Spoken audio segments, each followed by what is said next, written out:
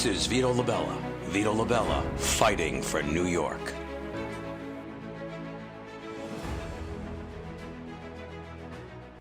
I'm Vito LaBella, this is Vito LaBella, fighting for New York. We're talking to ordinary people who put their lives, their busy schedules aside, walked away or took time off from accomplished careers to fight for New York and New York City because they couldn't stand what was going on.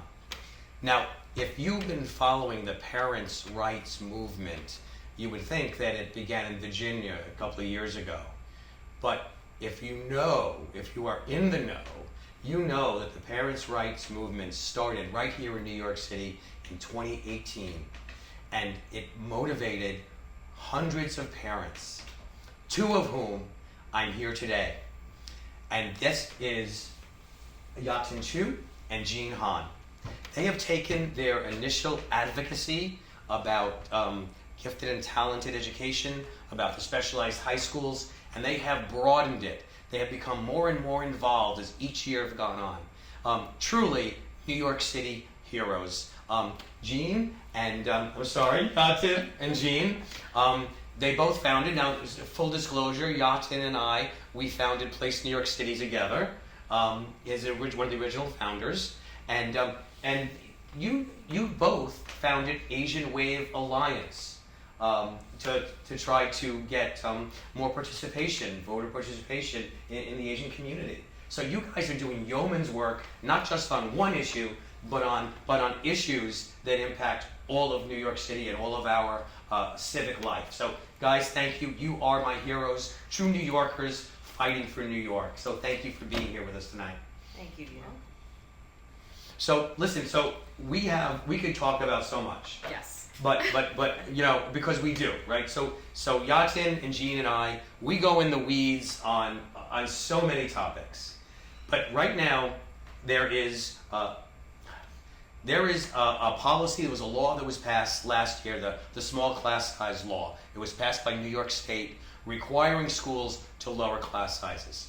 Now, as a Senate candidate last year, as members of Place New York City, we waved the alarm last year saying, this is a flawed law. This is going to have unintended consequences, expenses out the wazoo. It's going to have horrible impacts on some of our best schools. And now a year later, when they try to implement it, now they're saying, oh wow, I didn't think of that. We didn't realize this. So look, no more full disclosure. Yiatin and I worked for Assemblyman Lester Chang in January, and we helped draft a state law to amend the class size bill to exempt specialized high schools, gifted and talented programs, screen schools, because let's be honest, those kids in those schools, they're doing fine. They don't need any help. Their class size is good the way it is, and they don't need the negative impacts of reducing the number of kids in their classes. What we could do then is take savings and put it toward children who really need the help. But I'm going to talk to Yiatin and Jean because they can go in the weeds with me on this.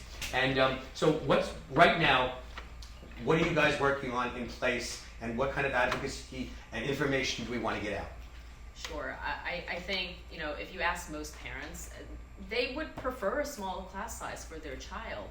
And when you just look one level deep, you have to understand some of the trade-offs in a school system as large as ours, as expensive as ours, what some of those trade-offs will be.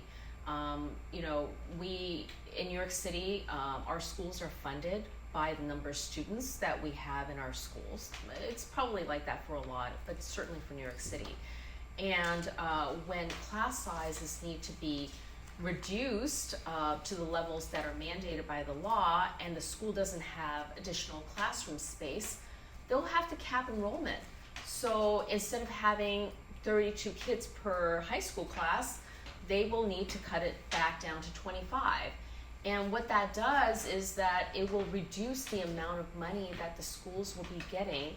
And what does that money pay for? It pays for teachers' salaries for the most part. And because the law mandates smaller class sizes just for what they call core classes, the math, English, science, and social studies, those classes will be small. However, with the lower budgets, some of the schools will be faced with possibly cuts to their specials, as we call here, the music, the arts, the special electives, the things that make school fun for a lot of kids. And so we need to really think about what this law is going to do to some of those schools. That's just one example, but you can see some of the other impacts, and I'm sure Jean is going to share some of the stories that her area has been faced with. So my thoughts on the class size law, because I've been told by multiple teachers my daughter would benefit from a smaller class size. I agree with it. But when I think of the law, and not necessarily the concept of a small class size, I think of a Happy Meal.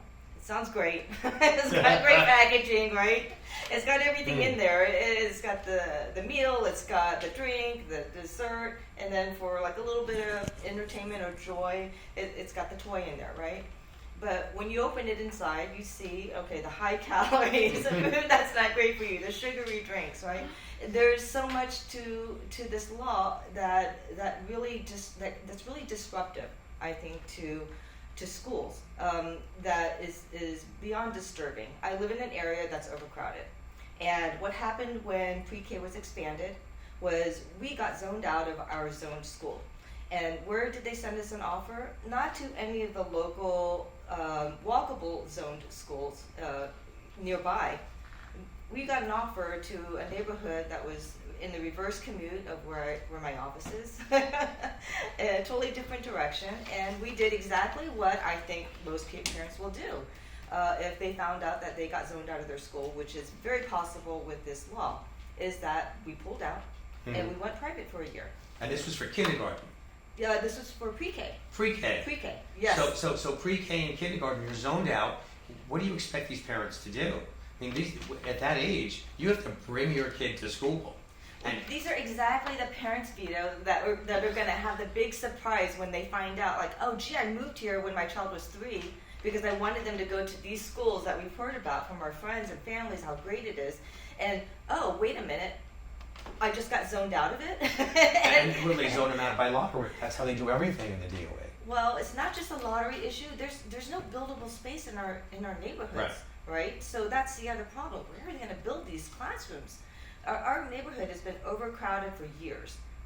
We've known that we've needed a new high school and new middle school seats for years, for a decade, more than a decade.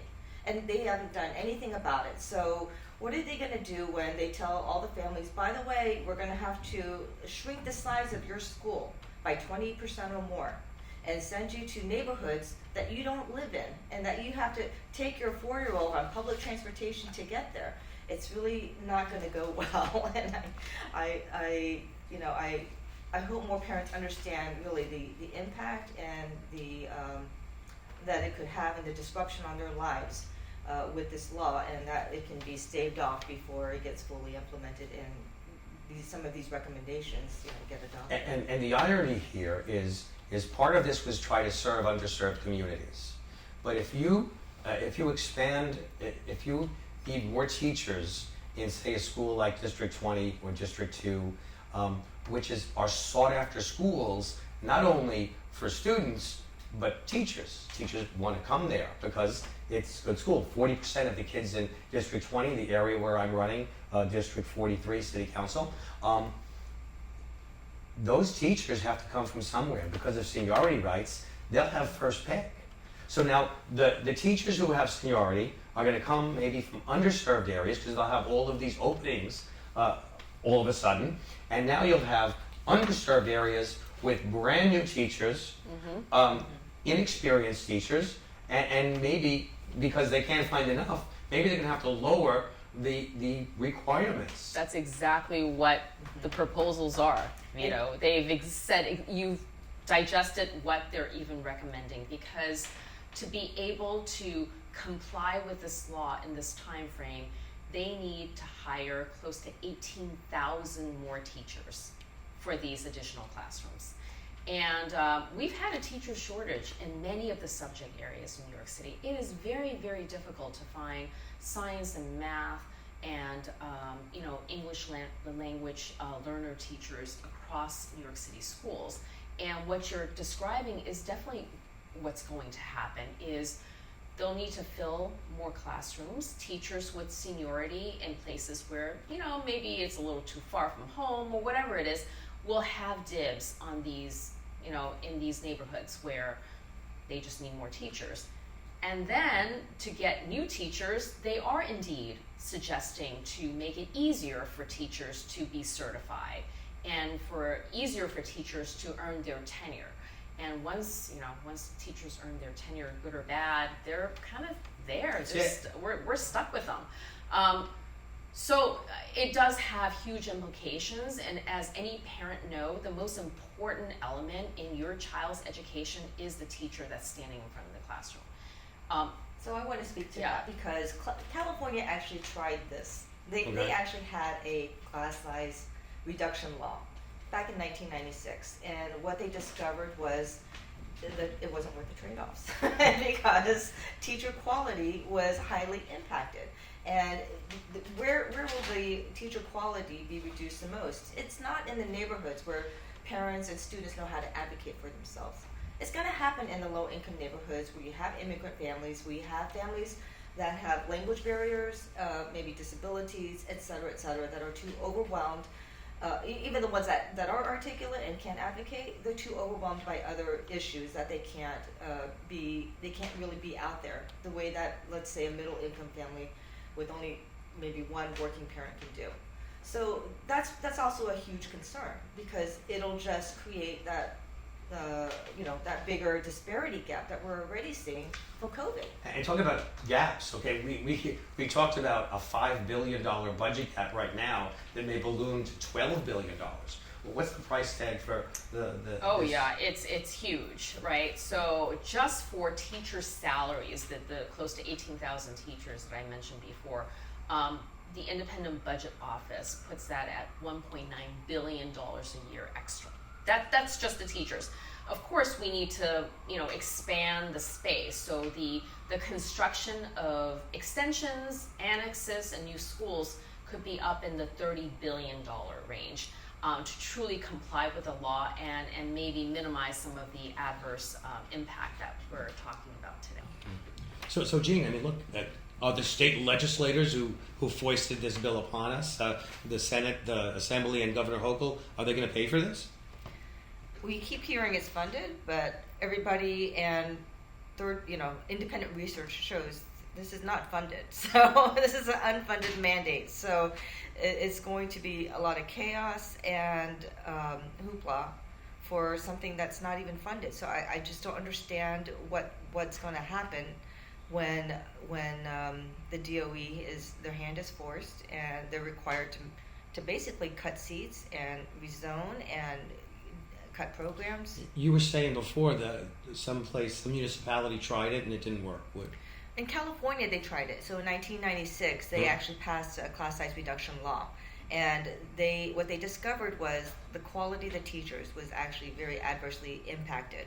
So it's something that, just seeing from COVID, right? It's because it's snowballing now, right? So with COVID, what we're seeing and what we're seeing the state having to do in terms of making adjustments is that they're relaxing standards for teacher certifications. And they're doing that because there is just not enough teachers and teachers, especially in certain specific specialties like special ed, math, science, and foreign languages, right? Because now we have a migrant crisis. Yes, we have so many. We spoke about that in the last segment. We have so many multiple language learner kids coming in that the teachers are just not there who speak the language. So we're having kids, and this happened back in the day. We're having kids helping teachers translate for each other, right? So now these kids are becoming powers, right? And that's impacting their own education. How could it not, right? So look, Jean, thank you so much for taking time out of your day. I know you have to run. Thank you, Vito. Thanks for doing this and just getting that message out there on what our education needs. Thank you. Okay. Take care, Jean. Okay, thank you. Welcome back from the break. I want to welcome back Yiatin. We'll continue our discussion on the small class size law and what we can do about it, because I do not think that it's feasible to implement this law as it's written, as it stands now. So, Place New York City, what are Place New York City's recommendations to try to amend this law or repeal it entirely? Yes, the law has a lot of flaws, as we've talked about already, and I would like to see it repealed, but even amendments that could improve upon and definitely address the shortfalls that we talked about would be helpful. I think specifically, this law is intended to help improve education for our children. But in reality, in order to have smaller class sizes, it's actually shifting resources from higher performing schools with larger class sizes, from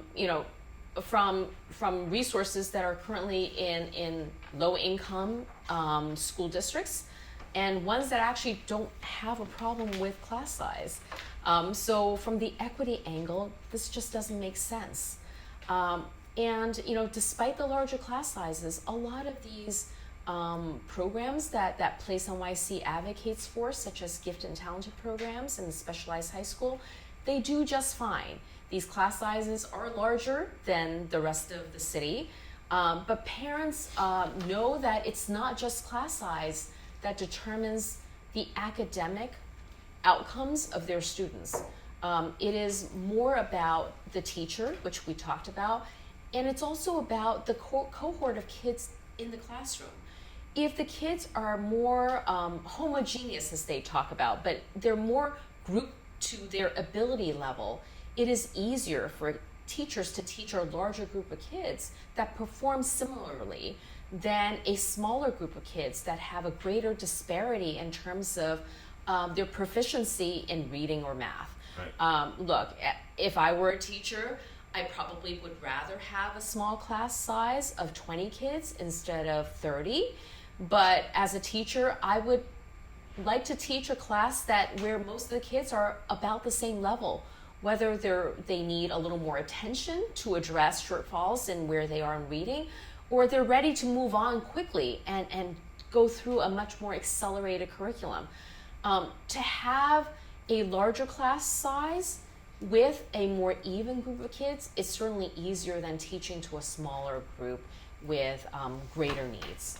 So we began our advocacy because of the specialized high schools. Yes. 30,000 kids applied for about, 5,000 seats? That's correct.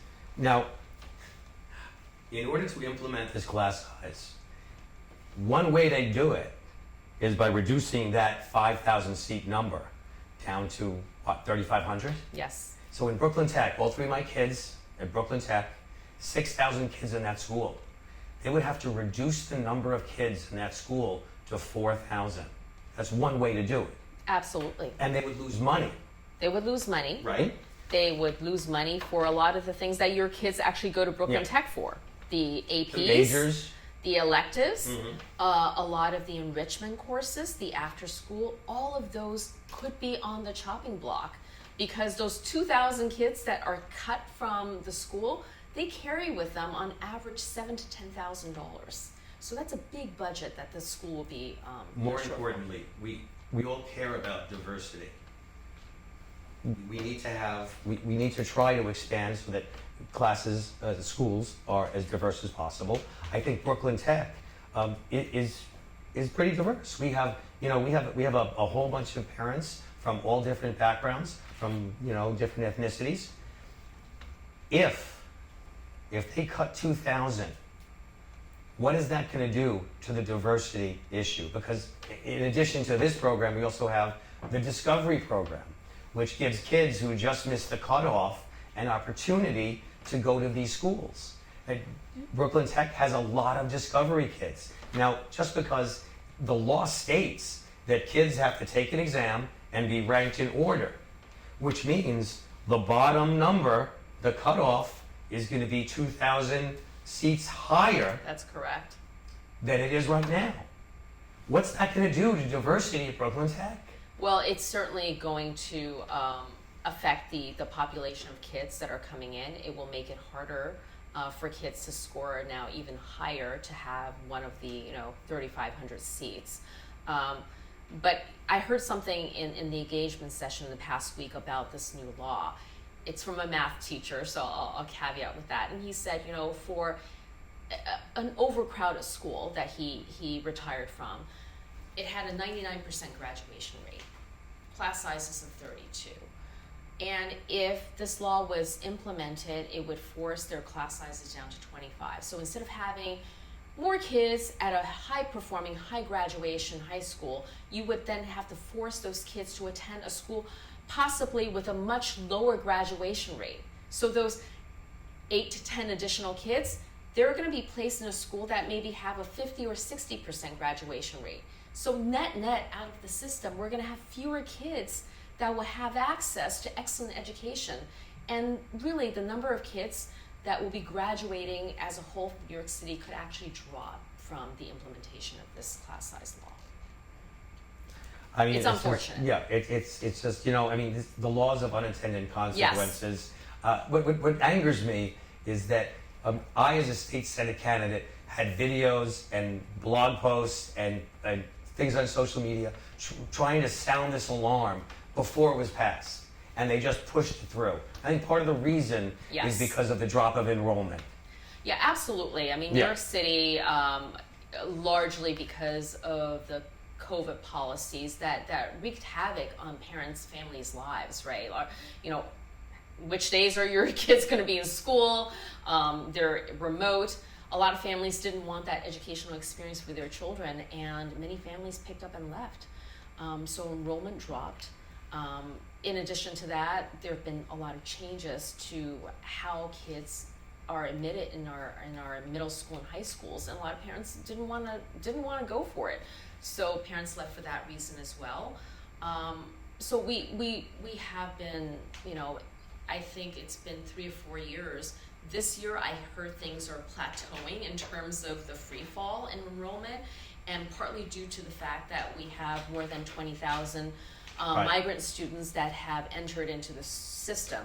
And look, these 20,000 kids, they have greater needs than the kids that they're probably replacing that have left New York City. So we're in a dire fiscal situation already with what we're talking about. And now with the cost of implementing this class size law, you know, New York City parents, the ones that can afford to look at other options will be looking that way.